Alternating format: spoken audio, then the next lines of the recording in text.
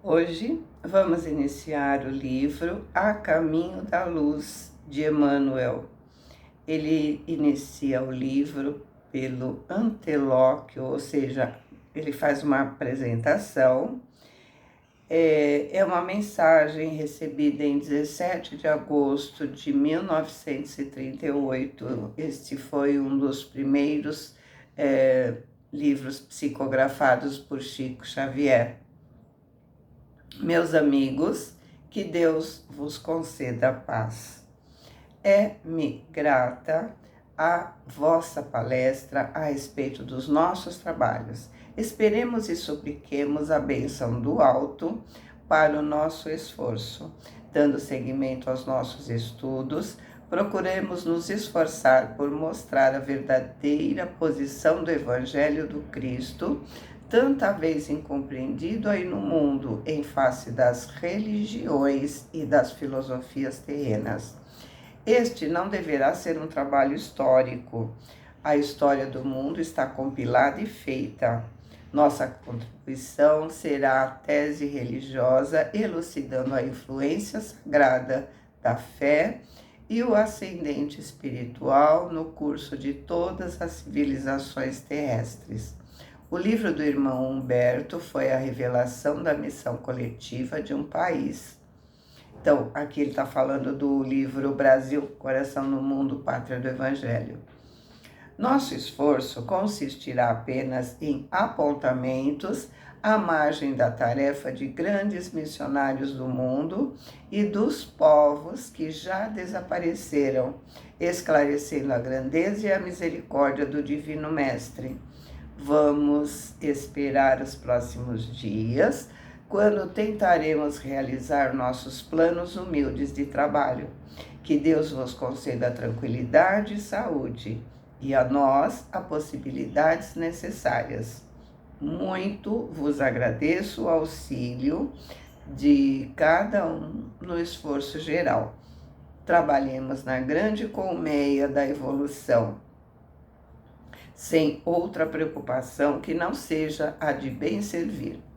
Aquele que das alturas sabe de todas as nossas lutas e lágrimas, confiemos nele. Do seu coração augusto e misericordioso parte a fonte da luz e da vida e da paz para todos os corações. Que ele vos abençoe. Emmanuel. E aí nós temos a introdução. Enquanto as penosas transições do século XX se anunciam ao tinido sinistro das armas, as forças espirituais se reúnem para as grandes reconstruções do futuro. Então, isso foi escrito em agosto de 38, né? Ele disse sinistro das armas, ou seja, ele já estava dizendo da Segunda Guerra Mundial, né, que iria acontecer em seguida, ou seja, muita coisa seria destruída e teria que ser reconstruída. Por isso, eles estavam reunidos.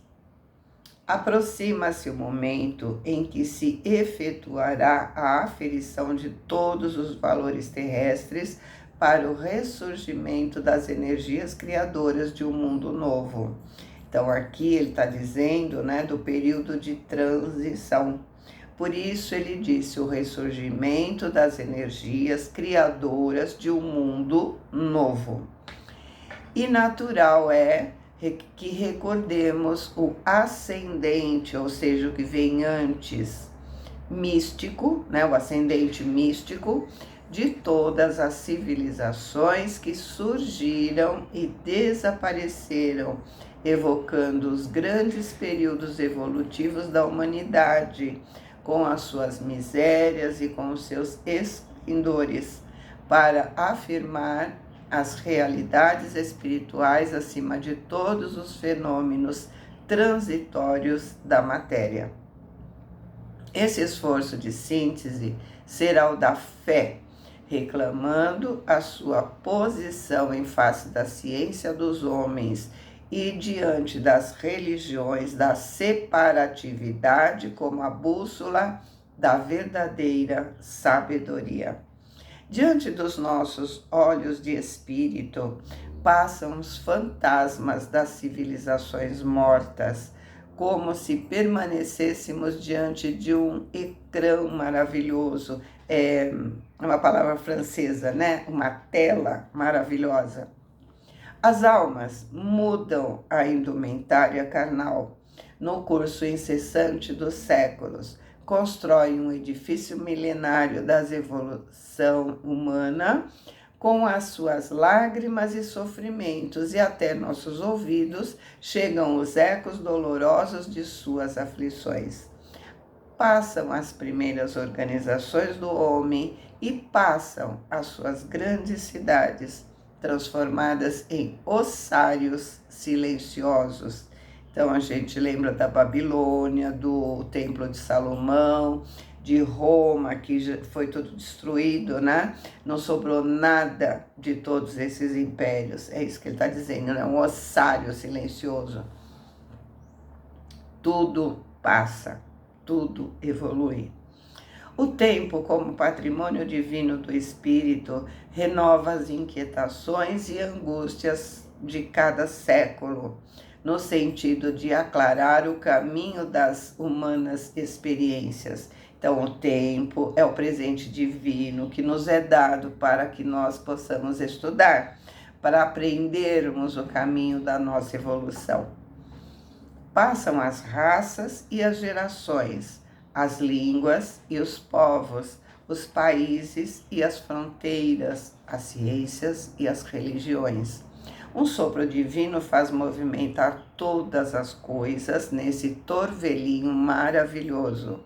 Então se estabelece a ordem, equilibrando todos os fenômenos e movimentos do edifício planetário, vitalizando os laços eternos que reúnem a sua grande família. A grande família, no caso aqui, é o universo. Então, se vê o fio, a linha de crescimento, né? O fio inquebrantável que sustenta os séculos das experiências terrestres, reunindo-as harmoniosamente umas às outras, a fim de que constituam o tesouro imortal da alma humana em sua gloriosa ascensão para o infinito. Então, nessa linha, nós vemos que seremos anjos. Quando? Vai depender de cada um de nós. Mas o objetivo é esse. As raças são substituídas pelas almas. Cada encarnação podemos ser de uma raça. E as gerações constituem fases do seu aprendizado e do seu aproveitamento. As línguas são formadas de expressão, caminhando para a expressão única da fraternidade e do amor. E os povos são os membros dispersos de uma grande família, trabalhando para o estabelecimento definitivo de sua comunidade universal.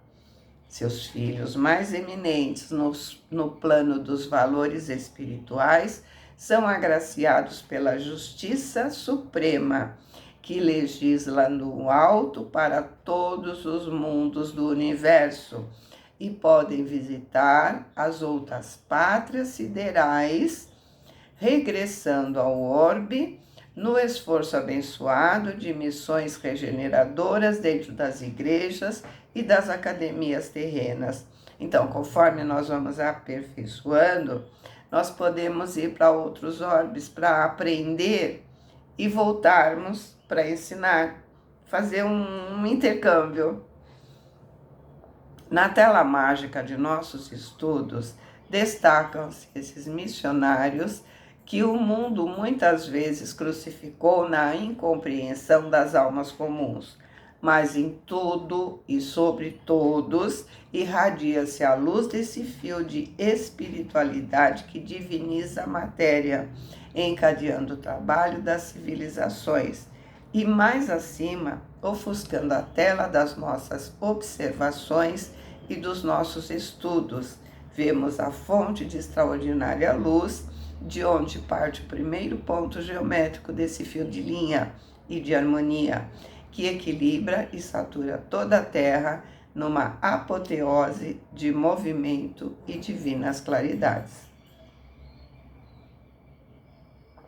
Nossos pobres olhos não podem divisar particularidades nesse deslumbramento, mas sabemos que o fio de luz e da vida está nas suas mãos.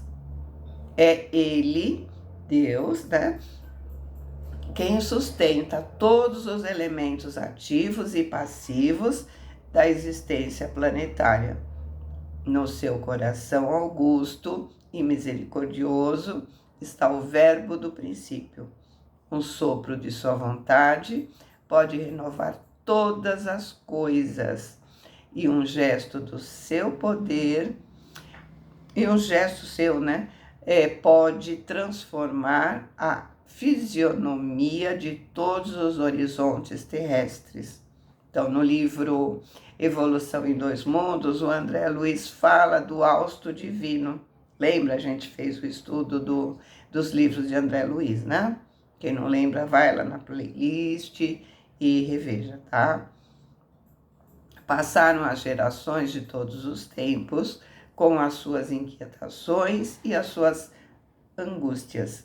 As guerras ensanguentaram o roteiro dos povos nas suas peregrinações incessantes para o conhecimento superior. Caíram os tronos dos reis e esfacelaram-se coroas milenárias. Então, gerações e gerações de reis não existem mais. Os príncipes do mundo voltaram ao teatro da sua vaidade orgulhosa na indumentária humilde dos escravos. Para aprender a ser humilde, para sair da arrogância, né? E em vão, os ditadores conclamaram e conclamam ainda os povos da terra para o morticínio e para a destruição. Então, como esse livro foi escrito em 1938, né? Ele está se referindo àquele que estava conclamando o povo para ser uma raça ariana, uma raça que ele achava superior às outras, né? Ele estava falando da guerra que viria em 1939, por isso ele diz conclamavam e ainda conclamam, ainda estavam incitando para essa guerra, né? Para a terceira guerra, segunda guerra, meu Deus do céu, desculpa.